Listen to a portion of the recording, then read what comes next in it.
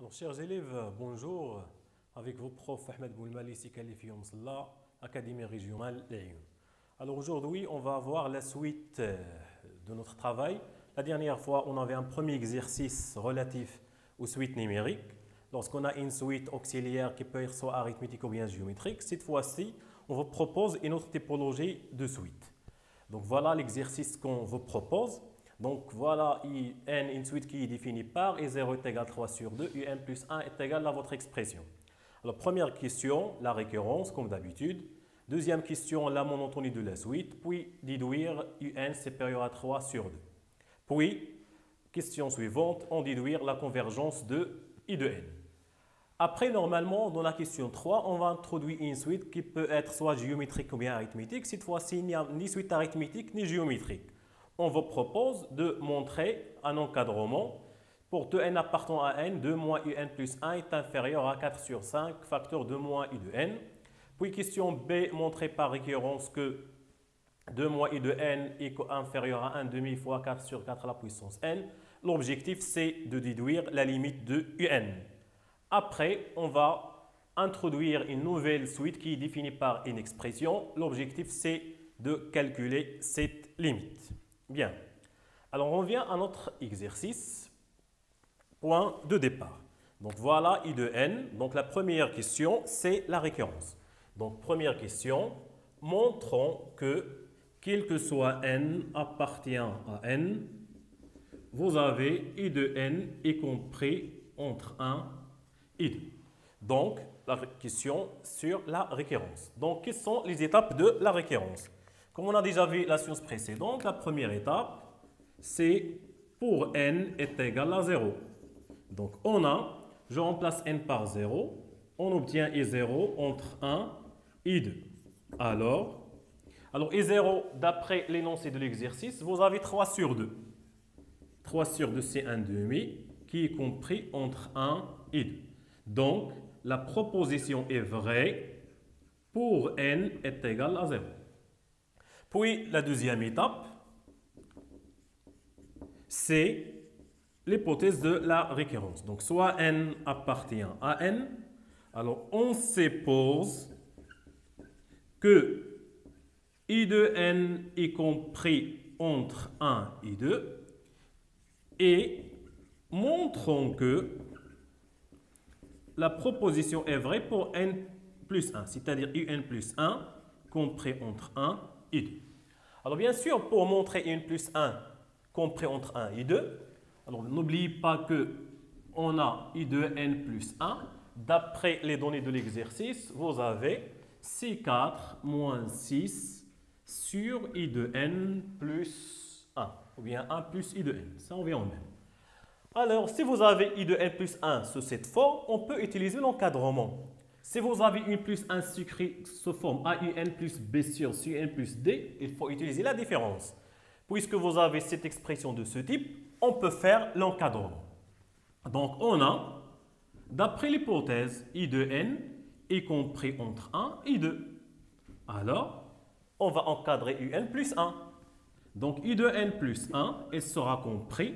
On ajoute 1, c'est 2, 3. Après, c'est l'inverse. 1 sur i de n plus 1 sera compris entre 1 tiers, 1 demi. Après, on va multiplier par 6. On va aller étape par étape. Si je multiplie par un nombre positif, aucun changement de symbole. 6 sur 3, c'est 2. 6 sur 2, c'est 3. Après, vous avez un signe moins. On multiplie par moins. On va changer d'ordre. Ça sera entre moins 3, moins 2. La dernière étape, on va ajouter 4. On va ajouter 4. 4 moins 6 sur i de n plus 1. Il sera compris. Si on ajoute 4 et 6, on obtient 1. Si on ajoute 4 ici, on obtient 2. Donc, le dernier résultat, vous remarquez, qu'est-ce qu'on a obtenu? Que i de n plus 1 est compris entre 1 et 2. Et c'est ce qu'on cherche dans notre question. Alors, conclusion, on écrit d'après le principe de la récurrence, quel que soit n appartient à n, on a montré que i de n est compris entre 1 et 2. C'est-à-dire, vous avez une suite qui est majorée par 2, minorée par 1. Autrement dit, c'est une suite qui est bornée. Bien. Maintenant, on passe à la deuxième question. Vous avez montré que UN est une suite croissante, puis déduire. Alors, la suite croissante. Donc, question 2A. Donc, question 2A. Montrons que notre suite est croissante.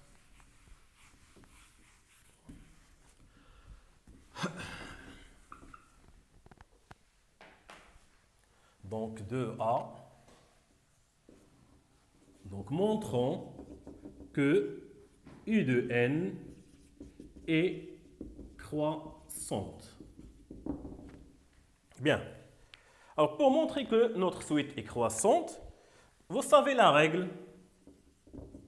Il faut calculer UN plus 1 moins I de N.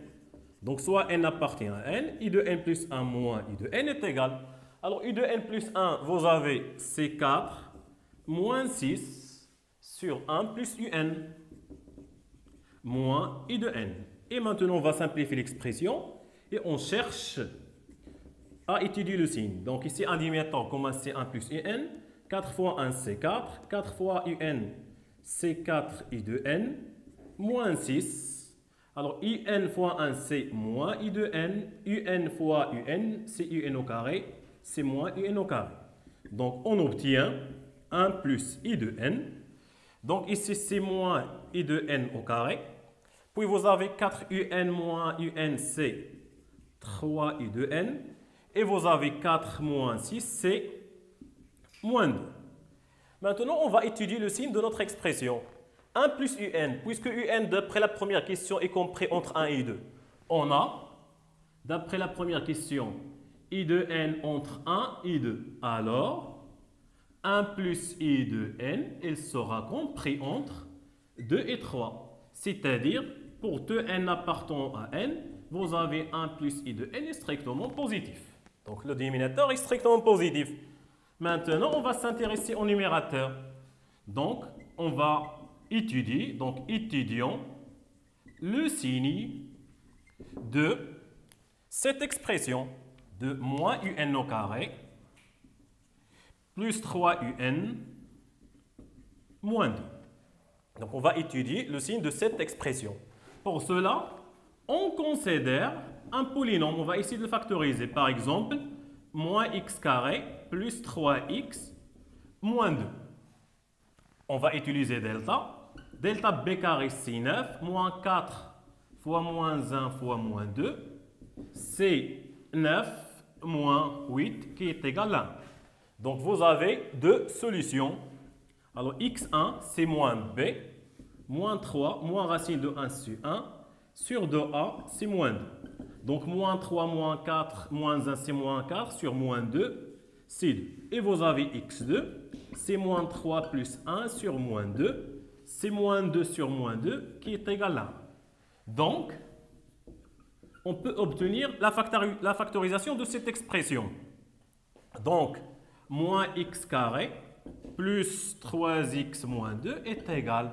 Donc, il y a une factorisation d'un polynôme où il y a deux solutions. Vous vous rappelez du tronc commun, c'est un facteur de x moins x1, facteur de x moins x2. C'est 1. Dans l'exercice, c'est moins 1. Donc, voilà votre polynôme, c'est moins 1.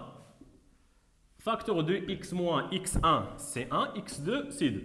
Donc, x moins 1, x moins 2. Donc, on peut obtenir la factorisation de cette expression. Donc, moins I de N au carré plus 3UN moins 2, elle va être égale moins UN moins 1, facteur de UN moins 2. Maintenant, on va étudier le signe. Vous avez déjà dans la première question que I de N est compris entre 1 et 2.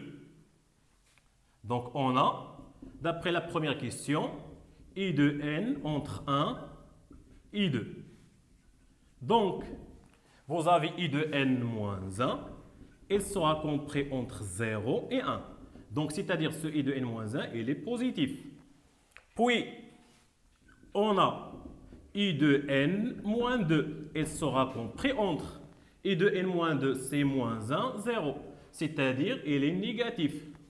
Donc, négatif fois négatif, c'est négatif.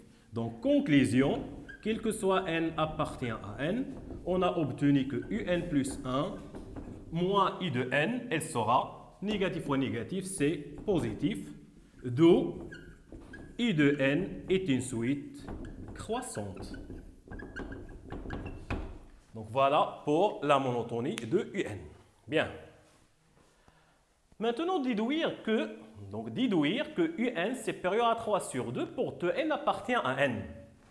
Donc vous remarquez, dans la question, il y a déduire. Lorsqu'on dit déduire, c'est-à-dire de la question précédente. Et pour la question précédente, qu'est-ce qu'on vient de montrer? Vous remarquez qu'on a montré que un est une suite croissante. On va revenir un peu au programme de l'année dernière.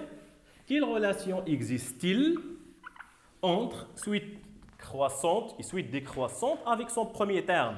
Vous remarquez que ce 3 sur 2 n'est rien que ce est 0. Vous vous rappelez, l'année dernière, vous avez la remarque suivante. Toute suite qui est croissante, elle est minorée par son premier terme. Si vous avez une est croissante, alors vous avez i de n est minoré par son premier terme. On va l'appeler par exemple up, est premier. Et si vous avez une suite décroissante, alors toute suite croissante, elle est majorée par son premier terme. Elle est inférieure ou égale à up. Dans notre exercice, qu'est-ce que nous avons? Donc, on a i de n est croissante. Donc, est croissante.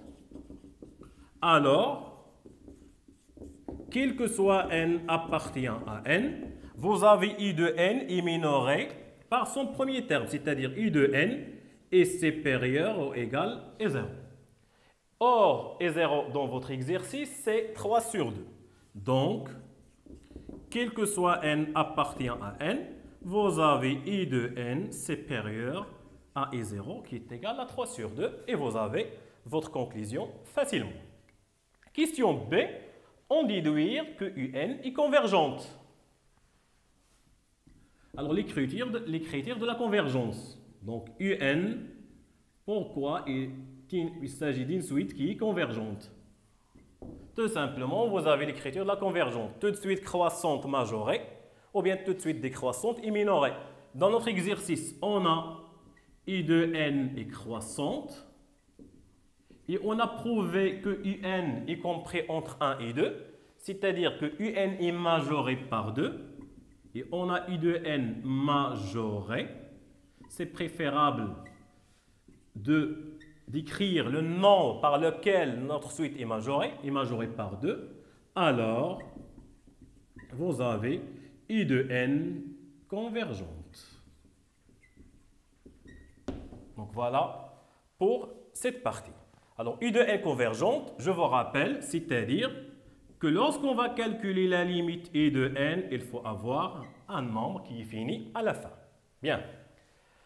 Maintenant, on va voir la troisième question. Normalement, de la troisième question, on a une suite, soit arithmétique, géométrique, c'est ce qu'on appelle une suite auxiliaire. Cette fois-ci, il n'y aura pas de suite auxiliaire. On va montrer cet encadrant. Donc, montrons que vous avez, quel que soit n appartient, 2 moins n plus 1 inférieur à 4 sur 5, facteur 2 moins n. Donc, on va voir comment on peut montrer cette question en faisant attention, car il y a un peu de calcul. Mais le jour de l'examen, il faut toujours cibler la réponse sans rater le temps. Donc 3a, montrons que pour 2n appartient à n, 2 moins i de n plus 1 est inférieur à 4 sur 5 facteur de 2 moins i de n. Donc voilà, qu'est-ce qu'on va montrer? Donc 2 moins i n plus 1 inférieur à 4 sur 5 de moins i de n. Bien. Alors, pour montrer cette question, c'est la différence. On va essayer de calculer cette différence et on va montrer que la différence est négative. Bien. Donc, soit n appartient à n, on a 2 moins i de n plus 1 moins 4 sur 5 facteur de 2 moins i de n est égal. On va essayer de montrer que cette différence elle est négative. Pour cela, vous avez une expression qui est très longue. Il faut faire très très attention. Donc 2 moins un plus 1. Donc un plus 1, c'est moins 4. Moins c'est plus 6 sur 1 plus un. Donc moins 4 sur 5, 2 moins u de n. Vous remarquez, il y a un peu de calcul ici. Donc 2 moins 4, c'est moins 2. Plus 6, 1 plus i de n. Moins 4 sur 5, 2 moins i de n. Donc cette expression, on va juste la répéter. Donc ici, vous avez un dénominateur commun, c'est 1 plus un. Moins 2 fois 1, c'est moins 2. Moins 2 fois un, c'est moins 2 un. Puis plus 6, moins 4 sur 5, 2 moins i de n. Donc, on reprend. Donc 2 moins i de n plus 1 moins 4 sur 5, facteur 2 moins i de n est égal à. Donc ici, vous avez moins 2 plus 6, c'est 4. 4 moins 2 un sur 1 plus i de n moins 4 sur 5, facteur de 2 moins i de n. Bien. Ici, on peut factoriser par quelque chose. On cherche une factorisation. Donc, ça ne sert à rien de faire ce produit et de faire un dénominateur commun. Vous allez compliquer la vie. Il faut chercher toujours un facteur commun. 4 moins 2n, je peux factoriser par 2.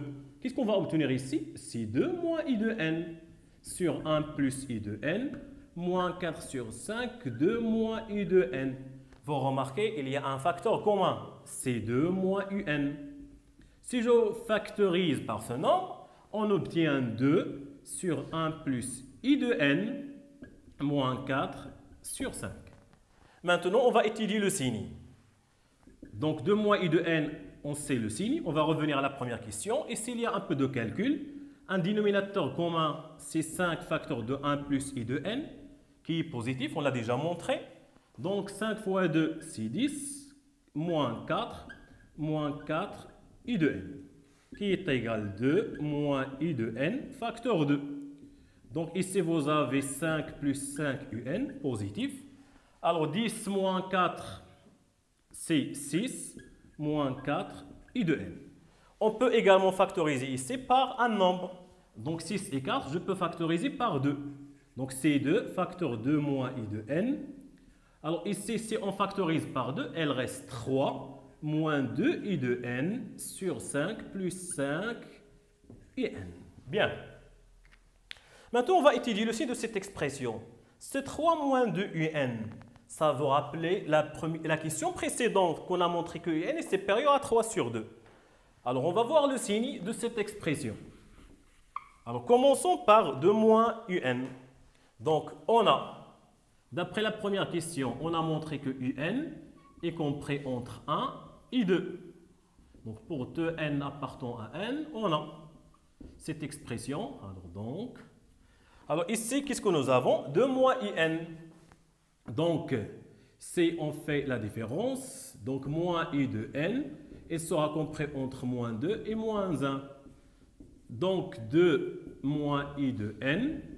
Si on ajoute 2 au côté, ça va être 0 et c'est 1. Donc, 2 moins i de n, il est positif. Bien. Maintenant, on va voir 3 moins 2 un. Alors, on a, d'après la question précédente, vous avez montré que un est supérieur à 3 sur 2. Donc, on a i de n supérieur à 3 sur 2. Alors, on va essayer d'encadrer cette expression. Vous avez 3 moins 2 un. Donc, moins 2 un, il sera inférieur. Si on multiplie par moins 2, on change de symbole. Ça va être ici moins 3. Donc, je déplace moins 3 vers l'autre côté. On obtient 3 moins 2 un et il est inférieur à 0. Donc, ici, vous avez positif. Ici, vous avez négatif. Et 5 plus 5 un, on a déjà montré qu'il est positif. Donc, le résultat, le taux, il est négatif. Donc, conclusion, quel que soit n appartient à n, on a montré que 2 moins i de n plus 1 est inférieur à 4 sur 5, facteur de 2 moins i de n. Donc voilà pour votre question. Donc il faut faire juste la différence. Question B, montrer par récurrence ce résultat. Alors, dans cette question, vous pouvez l'avoir sous plusieurs formes, ou bien déduire, ou surtout la récurrence. Mais la meilleure façon, c'est la récurrence, qui est très très simple. Donc, question B. Donc, montrons que, quel que soit n appartient à n, on vous demande de montrer que 2 moins i de n, il est inférieur à 1 demi 4 sur 5 à la puissance n. Dans cette question, on vous exige la récurrence. Bon, si vous avez la récurrence, vous n'avez qu'à utiliser la récurrence. Bien. Alors, la récurrence, les étapes de la récurrence. Pour n est égal à 0, on a donc la phase d'initialisation. Donc, 2 moins et 0, inférieur à 1 demi 4 sur 5 à la puissance 0. Donc, 2 moins et 0, c'est 3 sur 2. 1 demi. 4 sur 5 à la puissance 0, c'est 1. Donc, fois 1. D'où, alors 2 moins 3 sur 2, c'est 1 demi est inférieur à 1 demi. Donc, on obtient une proposition qui est vraie. Bien. La deuxième étape, l'hérédité. Donc, soit n, un élément de n. Donc, soit n appartient à n. Alors, supposons que 2 moins i de n est inférieur à 4, est inférieur à 1 demi fois 4 sur 5 à la puissance n. Et montrons 2 moins i de n plus 1 est inférieur à 1 demi, ici 4 sur 5, à la puissance n plus 1. Bien. Alors, pour montrer cette question, ça ne sert à rien de faire la différence. Vous n'allez trouver aucun résultat. Donc, l'étape de la façon pour traiter cette question est très très simple. Il suffit juste de revenir à l'hypothèse et à la question précédente qu'on vient de montrer. Comment? Alors, on a, d'après l'hypothèse, donc ici on commence par l'hypothèse. Alors, d'après l'hypothèse, on a 2 moins i de n inférieur à 1 demi, 4 sur 5 à la puissance n. Non, on veut avoir n plus 1. Pour avoir n plus 1, on va multiplier les côtés par 4 sur 5. Si je multiplie par 4 sur 5, on obtient 4 sur 5, 2 moins i de n inférieur à 1 demi, 4 sur 5 à la puissance n fois 4 sur 5. L donc 4 sur 5 à la puissance n plus 1. Bien. Maintenant, on a obtenu ce résultat. Je vais l'appeler résultat numéro 1. Puis, résultat numéro 2. On a également, d'après la question précédente, on a montré que 2 moins i de n plus 1 est inférieur à 4 sur 5 facteur de 2 moins i de n. Je vais l'appeler le résultat numéro 2. Donc, de 1 et 2, est-ce qu'on ne peut pas conclure quelque chose? Alors, de 1 et 2, est-ce qu'il n'y a pas une conclusion simple? Vous remarquez bien, 4 sur 5, 2 moins i de n inférieur à 1 demi 4 sur 5 n plus 1, 2 moins i de n plus 1 inférieur à 4 sur 5, 2 moins i de n. Donc, il y a quelque chose qui se répète. Vous avez A inférieur à B, voilà B, et vous avez B inférieur à C. Donc, il y a conclusion. A inférieur à B, B inférieur à C. Donc, conclusion, c'est A inférieur à C. Donc, on va dire de 1 et 2, on conclut que, donc de 1 et 2, on va conclure que 2 moins i de n plus 1 est inférieur à 4 sur 5. 4 sur 5 qui est inférieur à cette expression est inférieur à 1 demi 4 sur 5 à la puissance n plus 1. Et c'est le résultat qu'on cherche à prouver. Donc, conclusion, d'après le principe de la récurrence, quel que soit n appartient à n, on vient de montrer que 2 moins i de n est inférieur à 1 demi 4 sur 5 à la puissance n. Et voilà votre résultat. Bien. Maintenant, ça devient très simple de déduire la limite de I de n. Alors, on a dit tout à l'heure que I de n est une suite qui est convergente. On va déduire sa limite. Vous remarquez que dans votre exercice, vous n'avez pas un en fonction de n pour calculer directement la limite. Ici, on va utiliser ce qu'on appelle les critères de la convergente. Et vous avez bien vu dans votre cours ce qu'on appelle critères de gendarme. Alors, pour cela, on peut faire un petit rappel. Qu'est-ce qu'on entend par ce critère de gendarme? Vous vous rappelez, c'est vous avez I de n est compris entre Vn par exemple, IWN. Et vous avez la limite de Vn est égale à la limite Wn est égale à L. Alors, quelle est la conclusion? Vous avez Vn tend vers L, Wn tend vers L. Alors, d'après les critères de gendarme, la convergence, la limite de I de n est égale à L. C'est logique. Vn tend vers L, Wn tend vers L, automatiquement I de n il va tendre vers L. C'est ce qu'on va appliquer ici. Alors, dans notre question, donc c'est la question C, pour la limite. Donc, on a, quel que soit n appartient à n, vous vous rappelez, on vient de voir que 2 moins I de n inférieur à 1 demi fois 4 sur 5 à la puissance n, également avec un 0. Car dans la première question, on a montré que I de n inférieur à 2. Donc 2 moins I de n est inférieur à 0. Et c'est supérieur à 0. Donc 2 moins I de n, il est compris entre ces deux expressions. C'est ce qu'on a appelé Vn et Wn. Alors, qu'est-ce qu'on a? On a la limite de 0. Donc, un nombre, elle reste toujours oui-même, c'est 0. Et la limite, bien sûr, toujours dans plus l'infini, de 1 demi fois 4 sur 5 à la puissance n est égale à combien? 0. Car, la justification, la limite de 4 sur 5 à la puissance n est égale à 0. La justification, c'est 4 sur 5 est compris entre moins 1 et 1. C'est ce qu'on avait dans notre cours.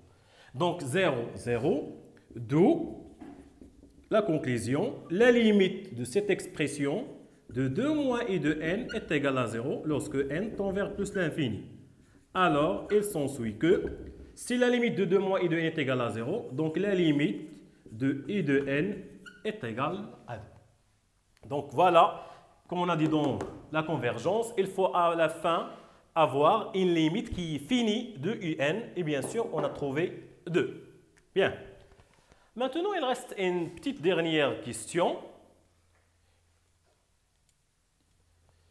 On considère la suite Wn définie par Wn ln I de n. Pour 2n appartient à n, calculez cette limite. Alors peut-être cette question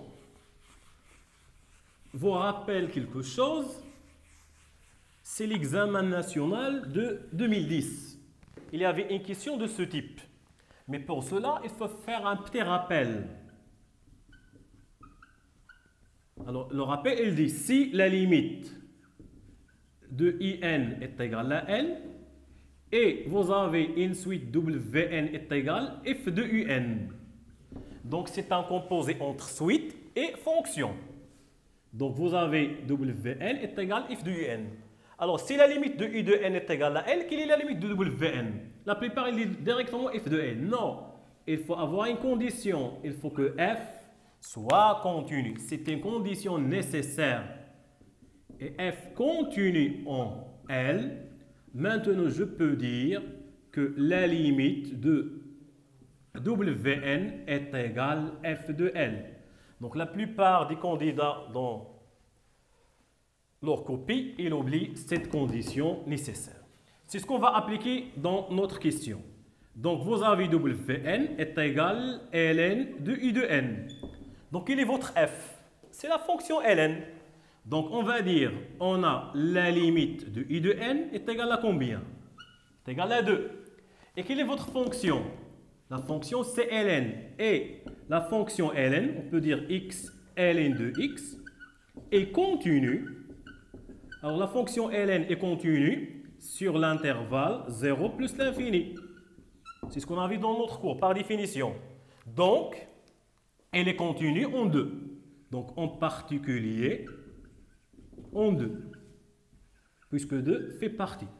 D'où, maintenant, je peux dire que la limite de Wn est égale à ln de 2. Donc, si vous mettez directement la limite de I de n est égale à 2, donc la limite de Wn est égale à ln de 2, c'est faux. Vous devez vérifier que votre fonction est continue. Donc, cette condition, elle est nécessaire. Donc, voilà pour cet exercice. Donc, on a vu maintenant deux types d'exercices de la suite. Exercice où il y a suite auxiliaire arithmétique ou bien géométrique. Exercice du suite où il y a un encadrement. Maintenant, qu'est-ce qu'elle va rester? Elle reste à voir la limite d'une suite ou bien la suite lorsqu'elle sera intégrée avec la fonction. Merci pour votre attention.